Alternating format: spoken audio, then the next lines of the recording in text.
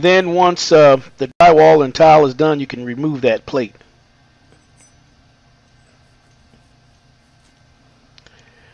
I don't know if you can see it. It's kind of hard. You see that letter C and the letter H right there. H for hot.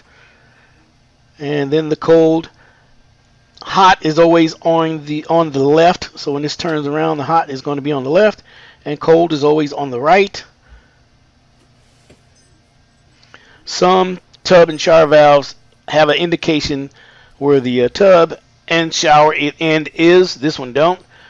But knowing by the C and the H, I know which end is going to be for the shower and what end is going to be for the spout. And we're going to use some pipe dough.